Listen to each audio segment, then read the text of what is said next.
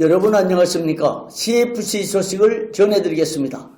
검찰이 윤익세 목사가 자신의 학력, 폭행, 금품 수수 문제 등을 조사하여 제104회 총회 시 보고서를 작성하여 명예훼손했다며 고소한 사건에 대해 무혐의 처분을 내렸습니다.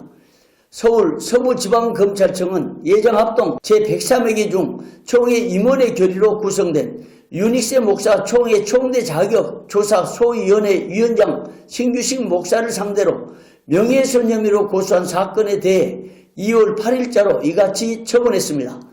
이번 검찰 처분은 그동안 윤익세의 학력, 폭행, 금품 수수 등의 문제에 대해 각종 의혹들이 제기된 바 있으나 고소사건에 휘말리는 위험 때문인지 모두 쉬쉬하고 있었습니다.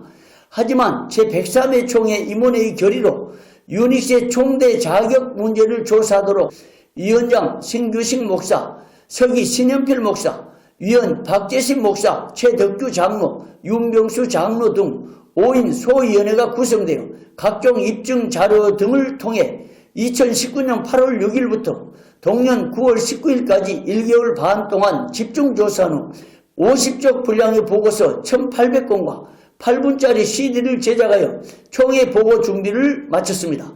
그런데 제104회 총회 때 보고도 못하고 보고서 1,800건은 폐기 처리되고 말았습니다. 결국 동보고서와 CD는 총회 임원회 보고로 종결되었고 제103회 총회 임원회 보고가 제104회 총회에서 채택되므로 총회 결의 효력을 갖는 것으로 그쳤습니다. 이 사건에 대해 윤익세 목사는 자신의 학력, 폭행, 금품 수수 등의 문제에 대해 총회 보고서에 허위사실을 적시하여 자신의 명예를 훼손했다는 이유로 지난해 신규식, 신현필, 박재신 목사를 상대로 고소했으나 이번에 검찰이 신규식 목사의 혐의에 대해서 무혐의 처분을 내린 것입니다. 이 사건을 조사하면서 소위원회는 사회법 소송을 당하면 총회가 소송비를 부담하기로 결의하여 총회 임원회가 보고서를 받아 사실상 허락한 겁니다. 그런데 현재까지 총회는 소송비 1천여만 원에 대해 나몰라를 하고 있는 실정입니다. 총회 임원회가 수임하여 조사활동을 하다가 당한 소송에 대해 총회가 부담한다는 자체 결의와 청원이 총회에 보고된 사안이므로 총회는 속히 소송비 1천여만 원을 지급해야 할 것으로 보입니다. 이로 인하여 소비한 시간과 총회를 위해서 봉사한 수고에 대해 이론은 못할지언정 총회 보고로 결정된 것이라도 지켜야 하지 않겠습니까? 총회가 정말 이러면 안 되죠. 이제 CFC가 입수한 총회 총대 자격 문제와 관련한 부분을 담은 CD 일부를 시청해 보겠습니다. CD에는 학력 문제, 폭행 문제, 금품 수수 문제에 대한 구체적인 사실이 정밀하게 보고되어 있습니다. 오늘은 CD에 보고된 총대 자격 및 일부 보고 자료를 시청해 보겠습니다.